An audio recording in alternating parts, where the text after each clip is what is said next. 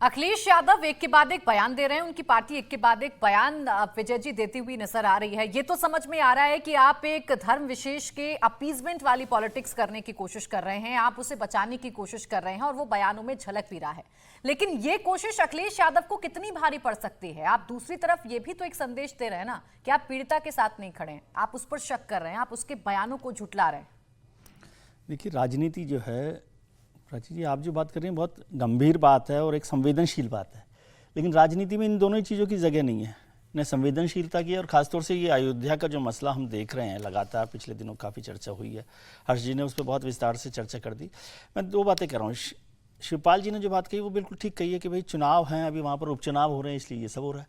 तो यही तो चिंता हो रही है समाजवादी पार्टी को कि वहाँ पर विधानसभा के उपचुनाव होने वाले हैं। तो अब यदि वो मिल्कीपुर की सीट हार जाएंगे तो बहुत किरकिरी हो जाएगी। भारतीय जनता पार्टी ना भी जीते, मान लीजिए, तो फर्क नहीं पड़ता, क्योंकि समाजवादी पार्टी की सीट है, सांसद की सीट थी, एमएलए से सांसद बन गए तो कम से कम वो तो जिता ही सकते हैं अपनी सीट को। तो ये तो प्रतिष्ठा की सीट समाजवादी पार्टी के लिए है। और दूसरा, राजनीति में कितनी बेशर्मी है या ताकत है, इसका अंदाज आप इससे लगाइए कि मैं उनका रिकॉर्ड देख रहा था मोहित खान का, कि वो 2012 में समाजवादी पार्टी में शामिल हुए हैं, दूसरी क्लास तक पढ़े हुए हैं, पढ़े लिखे नहीं हैं, कोई धंधा नहीं जानते थे, अपराध करते थे, और इन 15 साल में आरोप यह है कि 50 करोड़ रुपए की संपत्ति उन्होंने बनाई है, 50 करोड़ रुपए की। तो इसका मतलब राजनीति में उन्होंने अपनी ताकत का, प्रभाव का, सभी चीज़ों का इस्तेमाल किया। उससे पहले वो कांग्रेस में थे, 2012 में समाजवादी पार्टी की सरकार आई है तो तब वो समाजवादी पार्टी में आ गए। तो इसका मतलब समाजवादी पार्टी की सरकार की ताकत का भी इस्तेमाल उन्होंने वहाँ किया है। तो राजनीति में सत्ता का इस्तेमाल इस तरह से करना, और आप जो कह रहे हैं कि भाई ये संवेदनशील मसला, संवेदनशील है, लेकिन क्या हमारे यहाँ पर आजकल वोट इस तरह से पड़ते हैं? इस तरह से वोट ही नहीं पड़ते। अभी आप एक धर्म को लेकर, एक जाति को लेकर ये सब बातें कर रहे हैं, नहीं तो वो तो बच्ची के मतलब इस अपराध पर कोई चर्चा करना भी हम लोग 3-4 दिन से इसी बात पर कर रहे हैं कि शर्म लगती है, तकलीफ होती है कि क्या चर्चा इस पर की जाए। और फिर कहेंगे आप नार्को टेस्ट, और शिवपाल जी ने कहा कि नार्को टेस्ट बीजेपी वालों का करवाइए।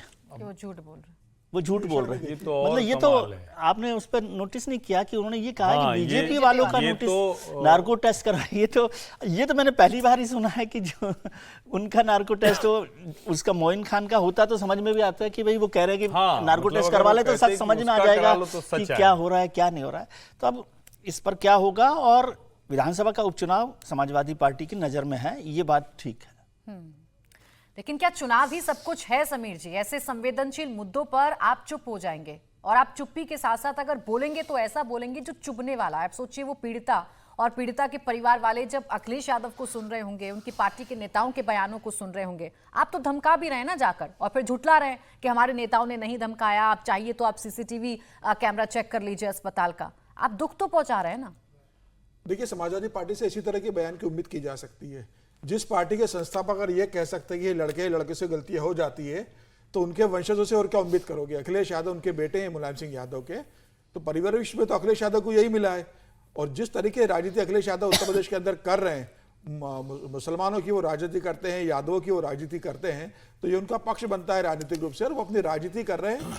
इंसानियत छोड़ के मिलता है, इससे शर्म की बात है। और जिस तरीके से शिवपाल यादव का बयान आ रहा है कि नार्को टैक्स होना चाहिए, तो नार्को, मुझे लगता है कि सबसे पहले तो वहां के सांसद जो है अखिलेश उनका होना, अवधेश प्रसाद जो है, उनका नार्को होना चाहिए। क्योंकि वो जिस तरीके से पत्रकारों ने जब उनसे पूछा था, तो वो आजकल अंग्रेजी बोलने लगे, अंग्रेजी में अपने आप को डिफेंड कर रहे थे और कह रहे थे मुझे मालूम नहीं है। डिंपल यादव करी, मुझे इस बारे में भी जानकारी नहीं है।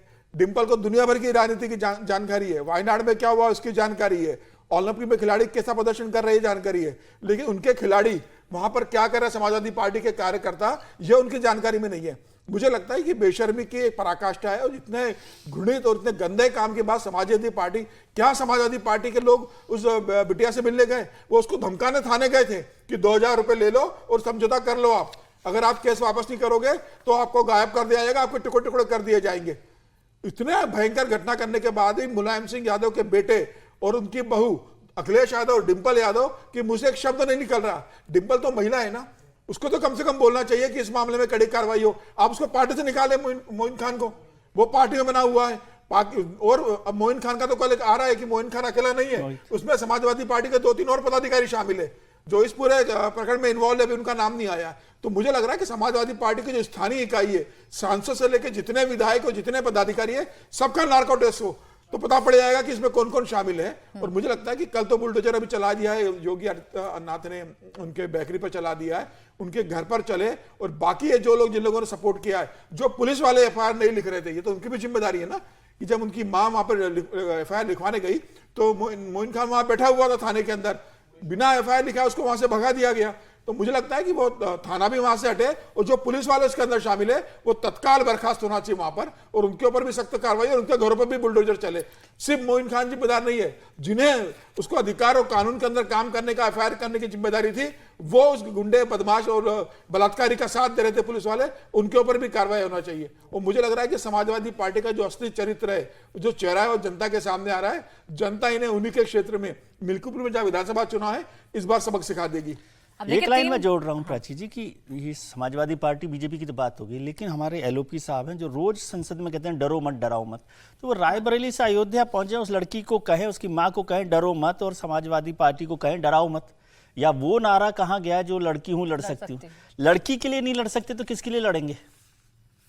अभी तो पूरा इंडिया गठबंधन चुप है ना, एकदम खामोश है, सबने चुप्पी साध ली है। रायबरेली से अयोध्या की क्या दूरी है? आप वहां पर सांसद हो गए हैं, अभी प्रियंका जी वहां पर प्रभारी रही थी, अब उनको शायद रायबरेली से नहीं लड़ना है चुनाव, या अमेठी से नहीं लड़ना है, उत्तर प्रदेश से नहीं लड़ना है, तो वो अभी उनको शायद उसकी तकलीफ चुनाव लड़ना है ना, कैसे बोलेंगे? अखिलेश के साथ चुनाव लड़ना है तो कैसे अखिलेश के खिलाफ जाएंगे? सेलेक्टिव अप्रोच है महिला अपराध को लेकर। अगर पार्टी का नेता जुड़ा हुआ है इस अपराध पर तो चुप्पी साध लेते हैं, और दूसरी पार्टी से जरूर मुद्दा बना लेते हैं। आप कुछ कह रहे हैं हर्षवर्धन? इस पे सिर्फ एक लाइन जोड़ दूं, कई बार होता क्या है ना, ये हम लोगों को भी चर्चा करने पत्रकार के तौर पर, कि तुरंत कोई एक दूसरा मामला लाके कहा जाता है कि इस पे क्या बात की, अभी इस पे बीएचयू का बोला बात कि की जा नहीं रही है बोला। बार बार। अब बीएचयू में जो मामला हुआ था उसकी बात कोई कर रहा है, या चलो अभी भी कहीं हो रहा है। ऐसा थोड़ी नहीं कि उत्तर प्रदेश में दुष्कर्म बंद हो गया, या कल कोई और परसों कोई घटना हुई है।